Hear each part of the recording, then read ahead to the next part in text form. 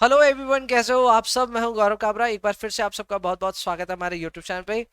जून 24 के सीएमए के examination sir पे हैं and paper number 12 management accounting को लेकर के सबकी हालत पतली है। ठीक है, मैं और कुछ बोलना चाह रहा था बट ठीक है, रेजिस्ट किया, ठीक है, हेजिटेट किया। बट एनीवेज, आपके एग्जामिनेशन सर पे हैं। मैं आपके लिए एक सक्सेस स्ट्रैटेजी लेकर के आया हूँ। सीधी बात है, ये सक्सेस स्ट्रैटेजी उन्हीं के काम आने वाली है जिन्होंने ठीक ठाक तैयारी करी है एग्जाम के लिए। अगर आपकी तैयारी ही वीक है तो ये स्ट्रैटेजी आपके लिए उतनी इफेक्टिव शायद नहीं होगी। दूसरा, इस पेपर में हमें थ्योरी अटेम्प्ट करनी पड़ेगी, इसको लेकर के हमें क्लैरिटी पहले से है।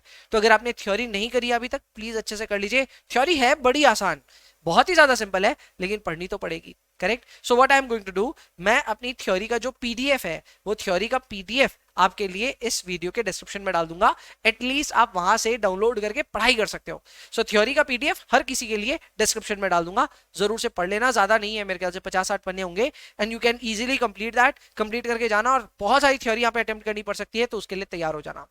शुरुआत करते हैं अपने इस सक्सेस स्ट्रैटेजी वीडियो की, जिसमें मैं आपको बताने वाला हूं कि किस तरह हल्का सा पेपर पैटर्न का अगर आपको अंदाजा होगा तो आप पेपर में अपने प्लान को एग्जीक्यूट भी बेटर कर पाओगे और अच्छे नंबर स्कोर कर पाओगे। ये सब कैसे होगा, आइए जानते हैं। सबसे पहले आप ये समझिए कि मैनेजमेंट अकाउंटिंग के लिए पेपर को अटेम्प्ट करने का भी एक स्ट्रैटेजी बन सकता है। और ये स्ट्रैटेजी ऐसा है कि देखो, सेक्शन ए तो सभी को अटेम्प्ट करना ही पड़ेगा, it is a mandatory session.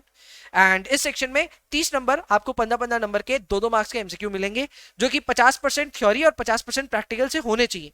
मेरे हिसाब से आधी थ्योरी और आधा प्रैक्टिकल का मिक्स होना चाहिए।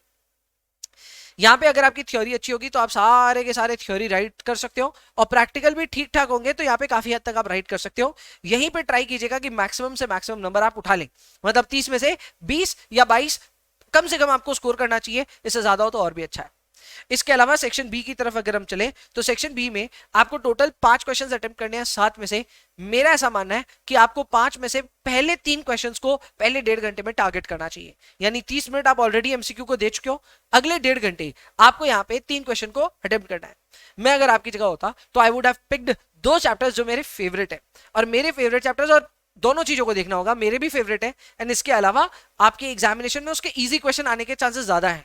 तो ऐसे में मुझे ऐसा लगता है कि क्वेश्चन नंबर 7, 8 और क्वेश्चन नंबर 2, ये 3 तरह के क्वेश्चंस आपको डेफिनेटली करने चाहिए।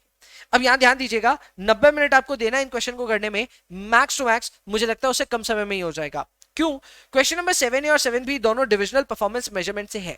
अगर आपको ये चैप्टर अच्छे से आता है, वही आरओई, आरओसी वगैरह वो सब, अगर आपको बहुत अच्छे से आता है, डू पॉइंट वगैरह वगैरह, तो बहुत आराम से आप दोनों क्वेश्चन को अटेम्प्ट कर सकते हो, 14 नंबर आपकी जेब में होंगे।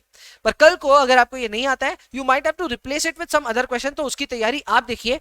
मैं एक एवरेज प्रिपरेशन वाले बच्चे को बोल रहा हूं, क्वेश्चन नंबर 7 मोटा मोटी सबका तैयार है, सब लोग सबसे पहले इसी को अटेम्प्ट कर सकते हैं। Then comes question number 8 and question number 2। ये क्लैरिटी अपने दिमाग में एकदम रखना कि थ्योरी वाले क्वेश्चंस को आप ऑप्शन में नहीं निकालना चाहोगे, आप उनको अटेम्प्ट करना चाहोगे।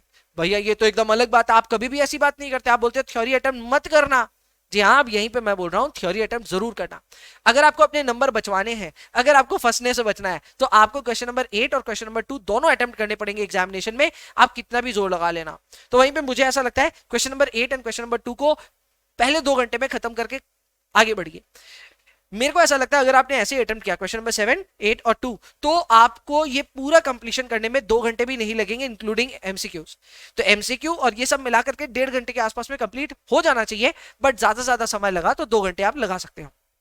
इसके बाद में अगर हम आए, अच्छा वैसे क्वेश्चन नंबर 8 जो है वो डिसीजन थ्योरी से है, बाद बाकी क्वेश्चन नंबर 8 बी का थ्योरेटिकल क्वेश्चन आपको अटेम्प्ट करना पड़ेगा। 2A थ्योरेटिकल क्वेश्चन है तो वो आपको अटेम्प्ट करना पड़ेगा। 2B should be from activity based costing. तो मेरे हिसाब से इस ब्रेकअप के हिसाब से अच्छे से जा सकते हैं। ज्यादा चैप्टर्स कवर भी नहीं किया अभी तक हमने, divisional performance measurement, decision theory और एबीसी, 3 चैप्टर कवर किए। अब आते हैं बाकी चैप्टर्स। तो यहां पे मुझे लगता है कि स्टैंडर्ड और बजट की एक जुगलबंदी हो सकती है इन क्वेश्चन नंबर 6। अगर आपको अटेम्प्ट करना है तो इसको जरूर कर सकते हैं। 6A और 6B में स्टैंडर्ड और बजट देख लीजिएगा, अगर आपको आता रहेगा तो डेफिनेटली अटेम्प्ट कीजिएगा। भैया अगर नहीं आए तो क्या करें? तो आप क्वेश्चन नंबर 3 डिसीजन मेकिंग को एक बार नजर डालना। मेरे हिसाब से ये डिसीजन मेकिंग का क्वेश्चन मार्जिनल और ट्रांसफर प्राइसिंग दोनों को मिक्स करके बनाया जा सकता है, एंड मेरे हिसाब से ये हार्डर क्वेश्चन होगा। तो मैं अगर आपकी जगह होता तो I would have skipped decision making, और मैं यहां पे रैदर सॉल्व कर रहा होता स्टैंडर्ड और बजट का सवाल, लेकिन हर कोई का एग्जाम एक्सपीरियंस अलग हो सकता है, तो आप क्या चाहते हो खुद के लिए एग्जाम में बैठ के डिसाइड करना, पर इन दोनों में ऑप्शन रखना। एंड इसके अलावा आता है लास्ट 30 मिनट्स, जिसमें मुझे लगता है कि आपको यहाँ पे question number 4 versus question number 5 में इवैल्यूएशन करना चाहिए, आपको कहां जाना है। 5 क्वेश्चन नंबर जो आया बजट से, ये मुझे लगता है या तो फंक्शनल बजट से आएगा या कैश बजट से आएगा। क्वेश्चन नंबर 5 14 नंबर का, अगर ये आपको अटेम्प्ट करना तो कर लीजिएगा, नहीं तो क्वेश्चन नंबर 4 ए और 4 बी कर सकते हैं, ये दोनों ही मार्जिनल से होंगे। क्वेश्चन नंबर 4 भी थोड़ा ज्यादा चैलेंजिंग हो सकता है, 4 ए थोड़ा ज्यादा इजी हो सकता है, बस इतना सा फर्क है। अगर यहां पे मैं आपकी जगह होता, I would have again gone with question number 4, मुझे लगता है वहां पे ज्यादा मार्क्स उठाने की पॉसिबिलिटी है। यानी अगर मैं अपने हिसाब से जाऊं तो 14 नंबर के एक भी क्वेश्चन को मैं अटेम्प्ट में एग्जाम में अटेम्प्ट नहीं करता। बात बाकी आपको हो सकता है अटेम्प्ट करना पड़ जाए यार, वो तो एग्जाम के एक्चुअल पेपर को देख के ही पता चलेगा। अभी हम सिर्फ टेंटेटिव पेपर पैटर्न के हिसाब से ये एनालिसिस कर पा रहे हैं। भैया इसको आप सक्सेस स्ट्रैटेजी क्यों बोल रहे हो? इसको सक्सेस स्ट्रैटेजी इसलिए बोल रहा हूं बिकॉज इस पूरे प्रोसेस में अगर आप देखेंगे पहले 2 घंटे में आप 72 नंबर का अटेम्प्ट कर लेंगे, ये मोटा मोटी हमें आता हुआ एरिया रहेगा, यहीं पे हमारे 40 आ सकते हैं। अगर आपने पहले 2 घंटे में 40 या उससे ज्यादा सिक्योर कर लिया तो पेपर में ऑब्वियसली आप फेल नहीं हो सकते। बात बाकी अगर आप पहले 2 घंटे में 40 सिक्योर नहीं भी कर पा रहे तो टेंशन एकदम मत लेना, लास्ट के 1 घंटे में आप अच्छे से अटेम्प्ट करके आराम से 40 प्लस पहुंच सकते हो।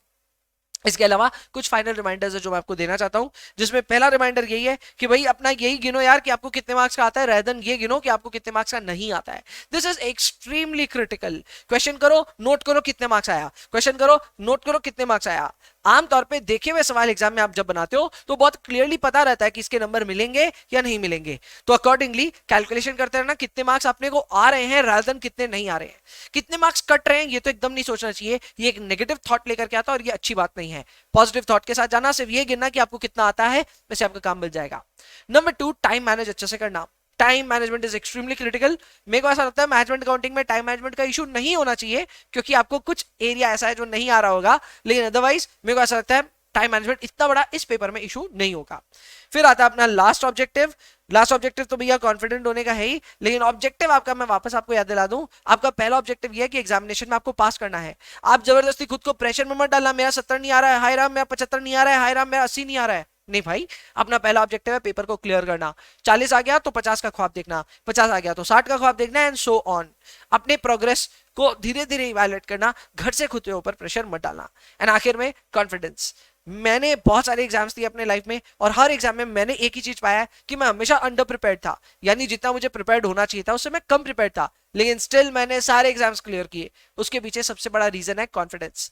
आपकी तैयारी 60% भी होगी ना, आप कॉन्फिडेंस के दम पे पूरे पेपर में 60 से ज्यादा नंबर भी ला सकते हो।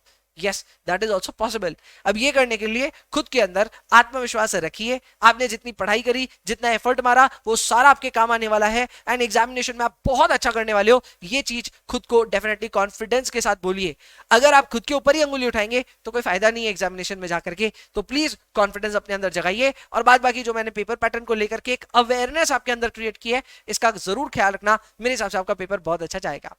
With that being said, I am saying all the best to all of you जिनके भी एग्जामिनेशन जून में है। बढ़िया से एग्जाम दीजिएगा, बहुत मजेदार एग्जाम आएगा। Don't worry about the paper at all. चलो, I'll see you in the next one. Bye bye.